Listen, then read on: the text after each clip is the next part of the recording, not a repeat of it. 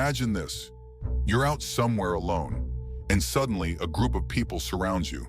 They're all bigger and heavier than you, and slowly they start passing comments at you. Not just random comments, but the kind that trigger you, that make you feel weak. But now stop and think. Why would someone do this? There could be many reasons. Maybe society shaped them like this. Maybe watching someone else struggle gives them pleasure. This is the worst case scenario, because now it's not just about their impulsiveness or aggression. Their physical dominance, their size and weight, is also against you. So now what? Should we just give up? Let them say and do whatever they want? Absolutely not. In today's video, we'll talk about one such martial art that, if you can put your kindness aside for a moment, is brutally effective. It's called Hapkido.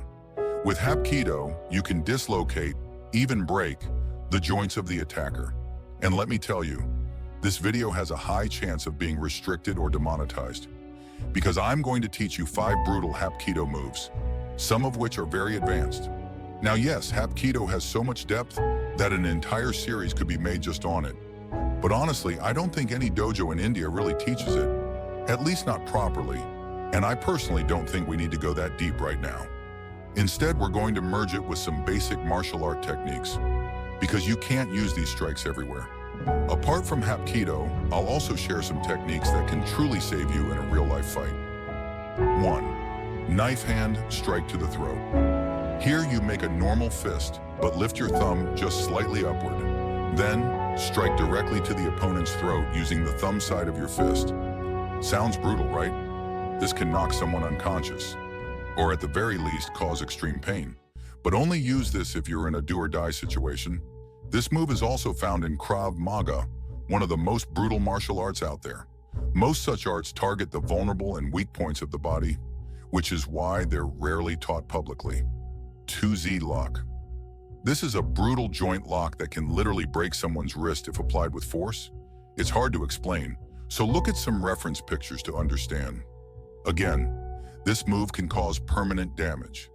There's another lock known as the elbow break, which can dislocate the entire arm. Again, this is very advanced.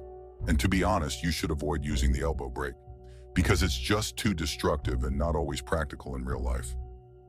3. Knee breaks. The name says it all. This is used especially on opponents who take a wide stance. Of course, in a street fight, you can't expect your attacker to follow a certain stance, but the strike still works. You simply kick directly at the knee joint, which can literally break it. And once you land this move, you run, that's it. But to perform this, you need to condition your shins. That means training your legs and practicing the strike until your accuracy improves. Because if you hit the wrong spot, you could injure yourself instead. So yes, practice is everything. Just watching this video won't make you invincible in a street fight. None of these techniques will help if you don't train. Yes, joint locks are advanced, but at least you should know basic strikes like the knee attack. 4. Rear choke. This is the kind of lock you've probably seen in UFC fights. It's where the neck is locked so tightly that blood flow to the brain stops. This lock is used mostly for submission, not at the start of a fight, and breaking out of it is almost impossible. But in a street fight, your attacker doesn't know your skill level, so you use a fake punch, feint, and quickly use your footwork to get behind and apply the choke. Again, this is very risky. Only use it for a few seconds, or it can become dangerous. 5. Grab to takedown. I call this a move because it involves multiple things. You throw a straight punch, then immediately grab your opponent's arm and push them to the ground. If done with full force, it can result in a direct knockout. 6th pressure point strikes Hapkido is known for this. It's really effective for disabling the opponent quickly. You attack nerve clusters, certain pressure points that can cause immediate knockouts. That's why this martial art is rarely taught, or only at surface level. I could go deep into it, but I won't, because I want to focus on just 3 main martial arts on this channel. Now let's talk about fear. Yes, I've already made a full video on fear, but in this one, I want to cover some points I didn't discuss earlier. In a real street fight, you don't know how far your attacker will go. Even a normal punch can throw you off. But remember, Someone who comes to hurt you for no reason is not normal. These people enjoy seeing you struggle. They're aggressive, impulsive, and have no fear of street fights. In fact, for them, violence is a routine, something that gives them peace. And if you don't go all out, they will, because they lack empathy. You've probably heard the line, hard times create strong men, and strong men create good times. But here's something important. Hard times don't always create strong men. Imagine someone who's lived a life full of chaos, fights, and trauma. How do you think their mind functions? Such people often lack empathy. And for them, crushing someone weaker isn't wrong. It's just part of life. And the best weapon to defeat people like this? Speed. Even if they weigh more than you, it doesn't mean they hit harder. Remember, we never lose physically first. We always lose psychologically first.